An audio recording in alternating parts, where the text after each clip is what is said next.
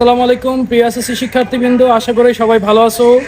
তো কিছুদিন পরে তোমাদের এসএসসি রেজাল্ট পাবলিশ হবে। তো আমরা বিগত কিছুদিন আগে আমরা এপিসোড 1 করেছিলাম, সেখানে আমরা অনেক ধরনের প্রশ্নের অ্যান্সার দিয়েছি। তো আজকে আমরা এপিসোড 2 করতে যাচ্ছি। তো আমরা আরও কয়েকটা তোমাদের মনের প্রশ্নগুলোর অ্যান্সার দেবো। তো সেগুলো নিয়ে আমরা এখানে ডিসকাস করব। এই ডিসকাস করার জন্য আমাদের সামনে উপস্থিত আছেন আমাদের প্রিয় শিক্ষক শামীম স্যার, ইংলিশ শিক্ষক। তো শাহিম স্যার, ধন্যবাদ আমাদের এই এপিসোডে আসার জন্য। আসসালামু আলাইকুম, আশা করি সবাই ভালো আছেন। থ্যাংক ইউ শাহিম স্যার থাকার জন্য। ফেসবুকে নানান ধরনের কোশ্চেনের মধ্যে আমি আজকে কিছু প্রশ্ন আমি এখানে সাজাইছি। সেটা হচ্ছে যে এসএসসি পাস করেছি কিন্তু 2020-এ কমার্স থেকে, এখন কি ডিপ্লোমায় আবেদন করা যাবে? এখানে একটা পিক পয়েন্ট হচ্ছে যে কমার্স থেকে।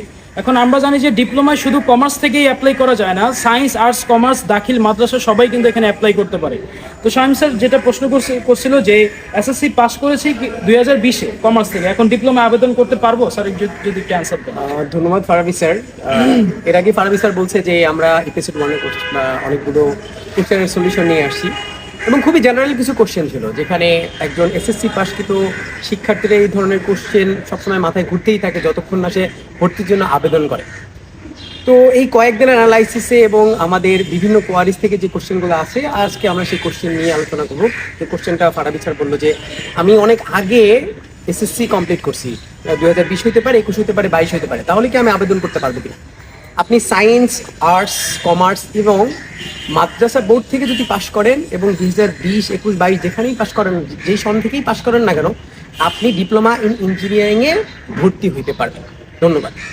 ধন্যবাদ শাহিম স্যার। তো আমাদের যে সেকেন্ড কোশ্চেনটা ফেসবুকে আসতেছে সেটা হচ্ছে যে আমি যদি জেনারেল কলেজে ভর্তি থাকি তাহলে আমি পলিটেকনিক ইনস্টিটিউটে আবেদন করতে পারবো?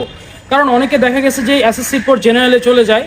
তো সেখানে নানান ধরনের অনেকে পরামর্শ দিয়ে থাকে যে তুই জেনারেলে কেন আসছিস, ডিপ্লোমা কেন করলি না, তো এরকম নানান ধরনের পরামর্শ দিয়ে থাকে।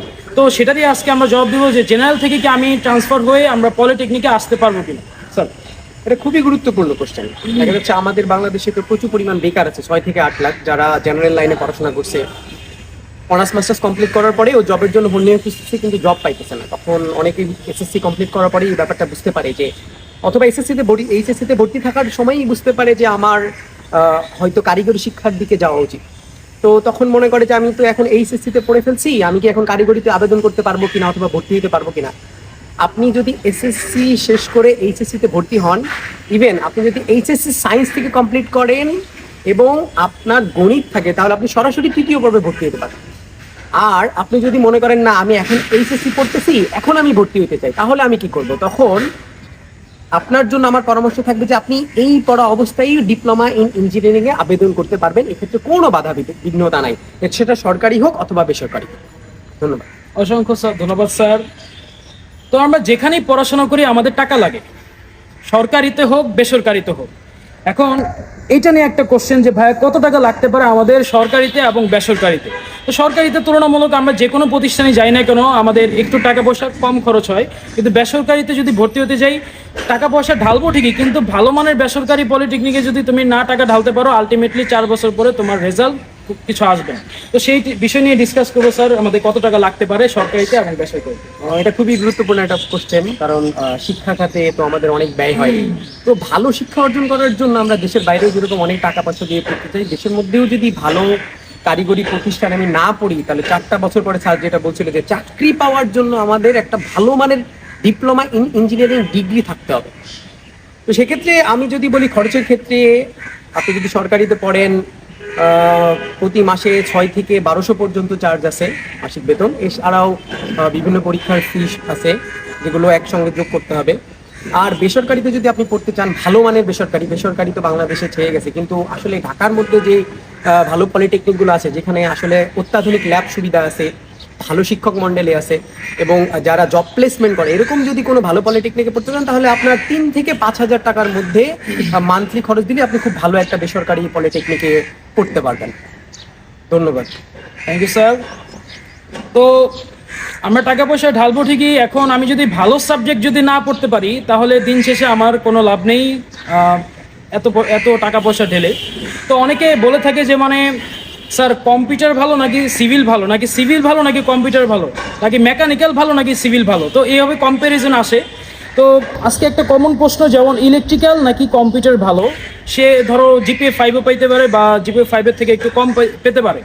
তো এই যে এই জিপিএ পয়েন্ট নিয়ে আমি কি ইলেকট্রিক্যাল পড়বো নাকি কম্পিউটার সায়েন্স পড়বো, এই বিষয় নিয়ে একটা কোশ্চেন আসছে, স্যার যদি একটু অ্যান্সার দিতেন। কারিগরি শিক্ষা বাংলাদেশে এখন অন্যতম একটা জায়গায় পৌঁছায় গেছে। দেশ এবং দেশের বাইরে আমাদের ডিপ্লোমা ইঞ্জিনিয়াররা কর্মক্ষেত্রে হোক অথবা পড়াশোনার জন্য হোক, দেশ এবং দেশের বাইরে প্রতিটা দেশেই এখন ছড়ায় ছিটায় যাইতেছে।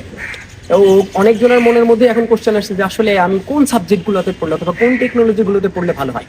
এখন সরকারি পলিটেকনিকে অনেক টেকনোলজি আছে, যেসব টেকনোলজিতে পড়লে আপনি বাংলাদেশের মধ্যে চাকরি পাবেন কিনা এরকম সম্ভাবনা খুবই কম, অথবা 2-4টা স্কোপ আছে যেখানে এই টেকনোলজিতে পড়লে আপনি চাকরির জন্য অ্যাপ্লিকেবল হইতে পারেন। কিন্তু আমার এতদিনের রিসার্চে আমি বুঝতে পারছি যে বাংলাদেশের 6টা টেকনোলজি খুবই গুরুত্বপূর্ণ। যেই 6টা টেকনোলজি যদি আপনি পড়েন তাহলে অ্যাটলিস্ট আপনি ডিপ্লোমা ইন ইঞ্জিনিয়ারিং কমপ্লিট করার পরেই আপনি জবে ঢুকতে পারেন। ইভেন এর আগে থেকেও আপনি ইন্টার্ন থেকেও অনেক কোম্পানি আছে যেগুলো আপনাকে পে করবে, পেইড ইন্টার্নশিপ যেটাকে বলে সেটা করতে পারবেন। এবং দেশের বাইরে যখন আপনি পড়তে যাবেন, এই 6টা টেকনোলজিতে পড়লে আশা করা যায় আপনি দেশের বাইরে পড়াশোনা করতে যান আর চাকরি করতে যান, দুই ক্ষেত্রেই খুব ব্যাপক সুবিধা পাবেন। সেগুলো হচ্ছে computer technology, textile technology, automobile engineering, mechanical engineering, electrical engineering and civil engineering. এই 6টা টেকনোলজি যদি আমরা পড়তে পারি তাহলে বলতে পারবো যে আমরা নিশ্চিত যে পড়াশোনা শেষ করেই আমি একটা চাকরি করতে পারবো, এবং চাকরির পাশাপাশি আমি বিএসসি করতে পারবো, এবং দেশের বাইরেও যদি পড়তে যেতে চাই দেশের বাইরেও পড়তে যেতে পারবো। ধন্যবাদ। অসংখ্য ধন্যবাদ স্যার। আজকে আমরা এই প্রশ্নগুলো সম্পর্কে আশা করি সবাই বুঝতে পারছো এবং এই প্রশ্নগুলো সবার উপকারে আসবে। তো আমরা নেক্সট এপিসোডে আমরা আরও অনেক তথ্যাদি নিয়ে আসবো। আমরা টোটাল এপিসোড বানাবো 10টা থেকে 15টার মতো। এগুলোর মধ্যে আমরা অনেক ধরনের প্রশ্ন নিয়ে আমরা আলোচনা করব। আশা করি তোমাদের সকলের প্রশ্ন সঠিকভাবে তোমরা পাবা। তো অসংখ্য ধন্যবাদ। পরবর্তী এপিসোডে আমরা আসবো, আমাদের নিচে নাম্বার দেওয়া থাকবে। তো সবাই যদি কোনো পরামর্শ প্রয়োজন হয় আমাদের সাথে যোগাযোগ করবা। অসংখ্য ধন্যবাদ। ধন্যবাদ। ধন্যবাদ।